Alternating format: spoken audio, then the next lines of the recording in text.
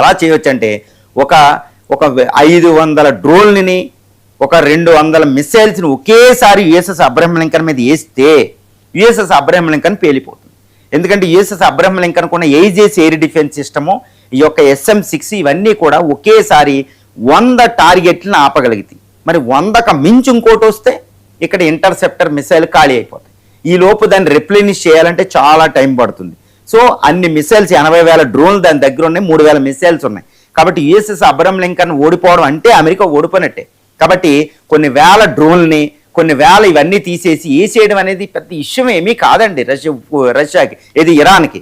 కాబట్టి USS Abraham Lincoln ఇప్పుడు కూడా మనకి కొన్ని రిపోర్ట్లు వస్తూ ఉంటాయి. యుఎస్ఎస్ అబ్రహం లింకన్ ఇరాన్ తీరానికి దూరంగా వెళుతుంది అనే రిపోర్ట్లు వస్తాయి. మరి ఎంతవరకు నిజమో తెలియదు. అంటే యుఎస్ఏ భయపడుతుంది, యుఎస్ సెంట్రల్ కమాండ్ భయపడుతుంది. ఎందుకంటే పొరపాటుని దీని మీద అటాక్ చేస్తే అమెరికా ఓడిపోయినట్టే.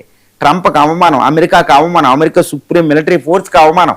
ఇంకా ఇరాన్ అంత $13 బిలియన్ ఆస్తికి నష్టం వస్తే అమెరికన్ కాంగ్రెస్ ట్రంప్ను ఊరుకోదు.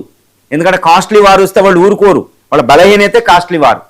ఇప్పుడు ఆ కాస్ట్లీ వాళ్ళు ఇది పోయింది అనుకోండి, ఇప్పటికే నాశనం. $1.1 బిలియన్ రాడార్ ఒకటి నాశనం అయింది, 3 ఎయిర్ క్రాఫ్ట్లు పడిపోయి క్రాష్ అయినాయి, ఒక పెద్ద ఆయిల్ ట్యాంకర్ కాలిపోయింది, ఒక $3 బిలియన్ లాస్ అయింది. ఇదే వాళ్ళు తట్టుకోలేకపోతున్నారు యుద్ధం ఖర్చు తర్వాత. ఇప్పుడు దీని మీదే దాడి అంటే ఇరాన్ చేసే అవకాశాలు ఉన్నాయి. ఇప్పుడు ఇరాన్ యుఎస్ఎస్ అబ్రహం లింకన్ వేటాడుతుంది అని తెలుస్తుంది. దాని యొక్క సెక్యూరిటీ సిస్టమ్ని గమనిస్తుంది, అప్పుడప్పుడు ఒక బాంబు వేసి ఒక మిసైల్ వేసి. మరి ఇప్పుడు ఎలా అంటే యుఎస్ఎస్కి అతిపెద్ద ఛాలెంజ్. ఒకవేళ దాన్ని పేల్చగలిగితే, దాన్ని ఏదైనా ఢీ కొనగలిగితే అమెరికాకున్న ఒకటే ఒక ఆర్టిల్ ఏంటంటే అది రెచ్చిపోతుందని, అణువాస్త్రాన్నే ఉపయోగిస్తుంది.